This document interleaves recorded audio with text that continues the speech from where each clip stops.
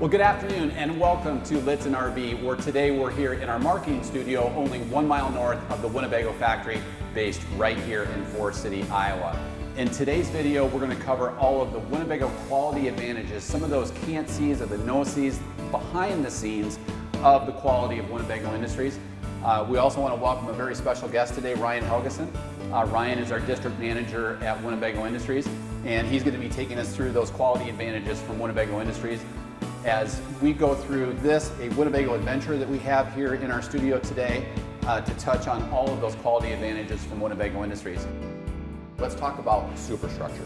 Yeah, Superstructure is, I feel, is one of the more important things about our product. It is truly what you can't see in the motorhome. So what we've got over here is basically a scaled down version of Superstructure, which we are putting in all of our Class A products, no matter what the price point is.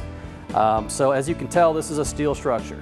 What we've got going on here is basically a B pillar, A pillar, cross membranes, cross beams, I should say, for extra support, a full steel front end that surrounds basically the driver and passenger cockpit of a Class A coach for us.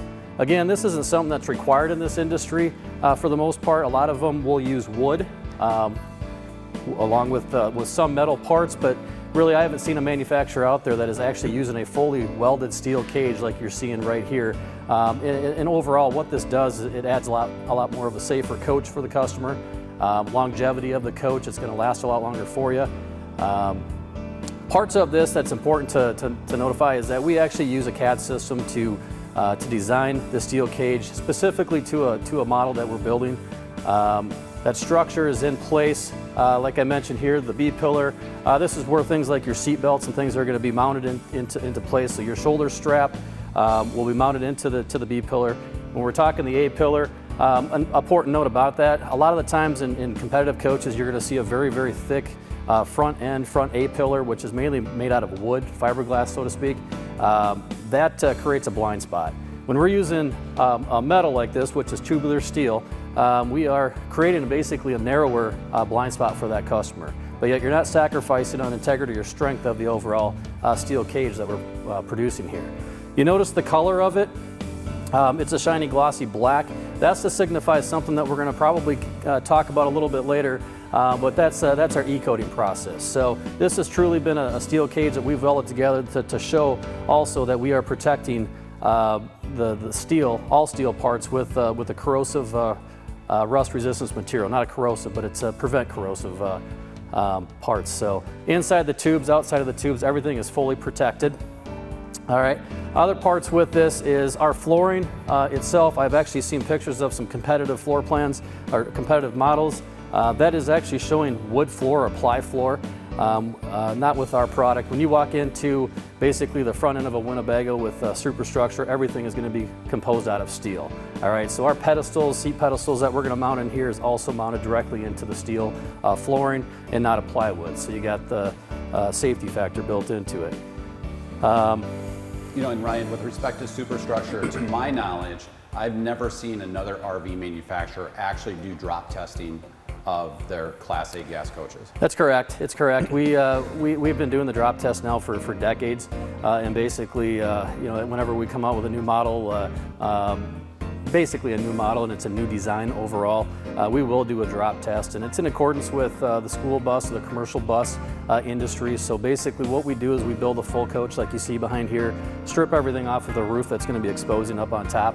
And all of this is, you can see this live on our website as well. So if you go into the resources on our website, you'll be able to see an actual drop test. I'm not sure exactly what model is there, but it's pretty fascinating. They lift the coach up upside down, basically about 3 feet, which is the mandated height that you see in those other industries, right? And what we do is we pull the cord and it drops on the roof, and the amount of force from that basically gives you a good illustration of what fault might be inside of that coach structurally wise. So we want to make sure that doors don't open, windows don't crack, front ends don't cave in, so to speak. Most importantly, appliances that might be inside the coach don't come away from where they're attached to. You know, like the refrigerator, for instance, which would be the heaviest appliance inside of the coach in most cases. You don't want that dislodging in the case of an event of, unfortunately, possibly an accident type thing. So That's why we do that drop test a lot of times, just to show how well built the coaches are, but also just to make sure that things aren't going to be flying around or collapsing. And again, not a mandate by the RV industry. It's something that Winnebago does to test the safety of their products. With respect to superstructure, let's just paint an analogy, if we can, no pun intended there, with the A pillar and the B pillar to this particular coach. So for those guests that don't necessarily know what an A pillar is, that's going to be this section right through here. B pillar being right behind the co-pilot seat in this particular example. That's the steel then that the safety belt is fastened to.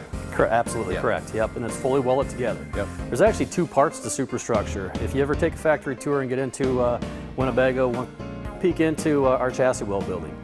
So this is really kind of one part of it. The other part of it is the structure that we put around the chassis itself. And when those two come together in the middle and everything's going to lower on top of that chassis rail, whether it's Ford or Freightliner, that's what we actually consider our true superstructure. Everybody in the industry has a structure that goes around the chassis rail.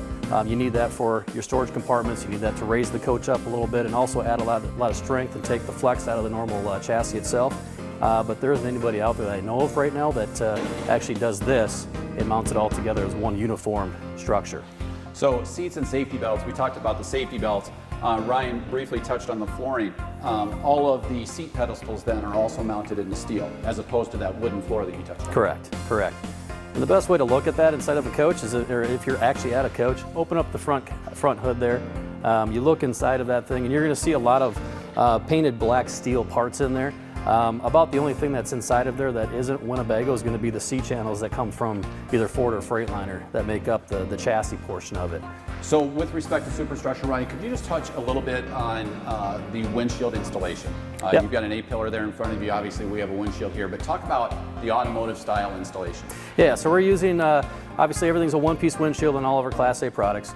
The way we adhere that to the actual steel cage is much like how the automobile industry is doing it today. All right, we're using the same non-hardening urethane adhesive that we'll apply to the perimeter of the actual cage itself, and we'll take the windshield and set it on the steel cage. What that does is it prevents anything from coming apart. You know, the automobile industry has not been using rubber gaskets or anything like that in the past to secure a glass windshield to their vehicle. For I don't know how long, decades obviously, but we're not doing that either, no matter what price point. A lot of the times you will see a rubber gasket where the windshield is kind of free floating in there, and if they hit a bump or something, there's a tendency for that windshield to pop out, right? With a non-hardening urethane adhesive, you're not going to have those issues. So also with respect to superstructure, appliances and cabinetry. Correct. What is that actually mounted into? I know you've got a few props here. Yep. We'll also open up the inside of this adventure here. So basically what we're using is going to be sheet steel, such as what we're seeing here. And we're going to apply an adhesive to this, and when we're making our sidewalls, where needed, we're going to actually custom cut the sheet steel out. We're going to adhere it to the actual location where we're going to need it for anchoring an appliance, a cabinet, whether it's a refrigerator, washer, dryer, handles, awnings, the works like that, and that just helps keep everything in place. Yeah, you know, such a great quality advantage. We've seen so many horror stories of accidents where you've seen appliances that become flying objects in the event of a collision. Speaking of collision, could we touch a little bit, you talked about some metal components from competing manufacturers. Can we talk about a firewall and what it is and what it does to prove safety for occupants? Absolutely. So we are installing a firewall, and this is signifies a Class A diesel motorhome. So in the sense of a Class A gas, what you would see in the front portion up here, if this was a Class A gas mock-up, is a steel firewall that would be slanted, and that's going to protect basically the engine components as well as the outside to the inside of the coach in a sense. So in many cases we've done some homework and gone into some competitive coaches, and if you take your hand and knock into that steel firewall that's nice and flat, it's painted black, usually typically on a piece of wood with Darko or something else. Whereas we are going to be using same stuff as we do for the floor that's going to protect the customer from the inside to the outside in case in the event of a crash where there may be a fire. So before we jump up on the roof, and we're not going to make you jump up on the roof unless you'd like to. Thank you. And you're welcome to. Let's talk. We touched briefly on the on the metal that's used for the appliances and cabinetry, let's talk about interlocking joints in terms of what that means for structure and how it kind of correlates to some of the empty shells that Winnebago builds. Absolutely. One of the things that we are proud of actually is the fact that we have our own aluminum extrusion plant called Capco at Winnebago, and that's what we're doing there. Is actually we are designing through CAD systems specifically to the need of what we're going to be using that part on the motorhome for. So we'll design it in-house. We'll have the extrusion process that actually will extrude up to 200 feet long. We'll cut it. We're going to protect it and coat it with a powder coat material. So this is also protected, which is an aluminum part. But specifically, what Ron was referring to is when we connect the sidewall to the floor or the roof to the sidewall, we're using interlocking connection fittings. So that's simply what this is. This channel that you're seeing right here is found right in this spot, in this location, which it is actually attached to the roof. This channel right here, you're going to see that's going to be embedded in the actual sidewall of the couch. So when the roof comes onto the sidewall, these will meet up with each other perfectly, and then we're going to screw everything together, and it'll make it a nice tight box basically, or a shell. All right, so what's neat about that is we can actually build all of our motorhomes, all right, with nothing but plywood floors and white walls. We don't have to have any inner cabinets or any sort of a structure in the inside of the coach to help keep this box together, so to speak.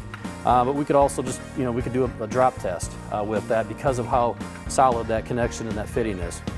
And so some competing RV manufacturers will actually rely on floor plan design and those interior walls actually for structure. Correct. Because they don't have the strength to build an empty shell, so to speak. Correct, yep. Great explanations. Ryan Helgeson from Winnebago Industries, I want to thank you for joining us. Thank you, Ron. At Lichtsinn RV here in our marketing studio, only 1 mile north of the Winnebago Factory, based right here in Forest City, Iowa.